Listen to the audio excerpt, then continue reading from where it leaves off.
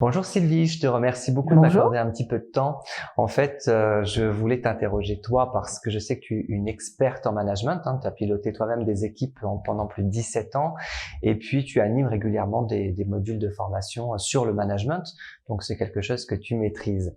En fait, la semaine dernière, on m'a posé une question. On m'a demandé, Olivier, c'est quoi pour toi être un manager et particulièrement être un bon manager? Et j'ai répondu, pour moi, un bon manager, c'est quelqu'un qui est responsable et qui n'a pas peur d'endosser des responsabilités. Donc, par conséquent, quand on est un bon manager, eh bien, il faut savoir remuer ciel et terre pour faire avancer les choses.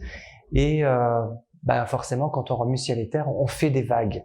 Alors, je voulais savoir, pour toi, c'est quoi un bon manager, Sylvie? Alors, ton explication elle est tout à fait pertinente. C'est amusant ce mot de vague et qui n'a pas peur de prendre des responsabilités. Mm. Alors, on pourrait dire qu'un bon manager, c'est avant tout quelqu'un qui performe.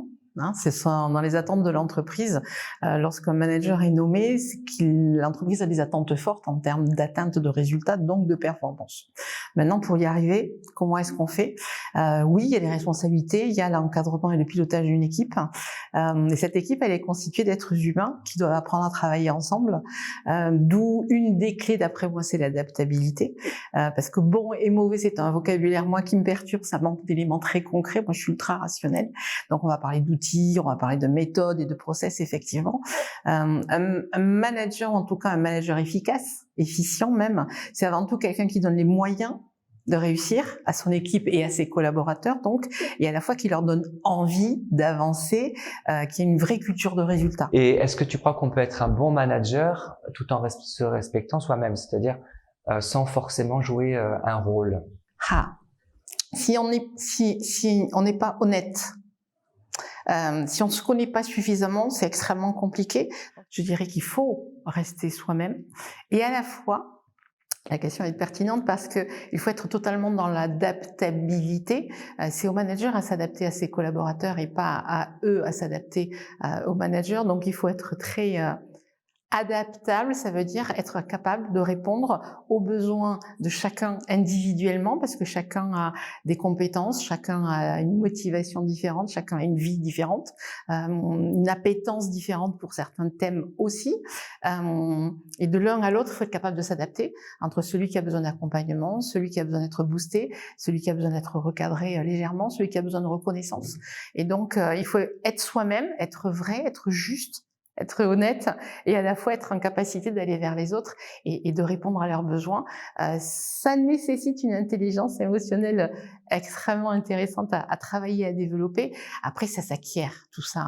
Est-ce qu'on est manager? C'est un éternel débat Et aussi. est-ce que tu aurais des conseils à nous donner par rapport à la crise sanitaire sur le management?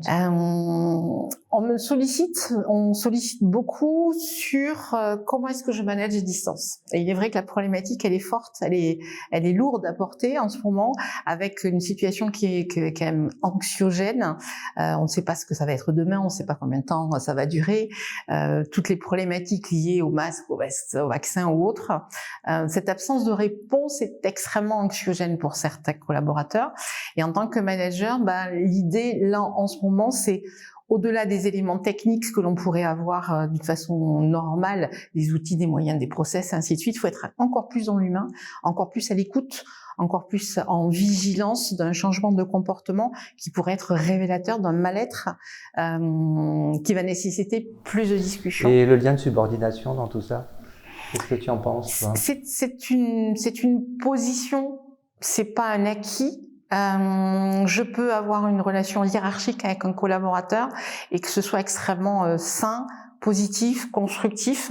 Ça nécessite de l'écoute, du respect, ce que tu disais tout à l'heure, de l'honnêteté, de la transparence, un véritable engagement de la part des deux.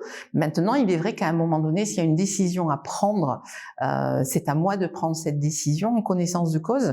Et s'il y a des conséquences, c'est à moi à les assumer parce que je suis payé pour en tant que manager. Mais ça n'enlève pas la qualité de la relation que je peux avoir avec mon collaborateur. Ok, merci beaucoup Sylvie pour ces échanges, merci beaucoup. Avec plaisir.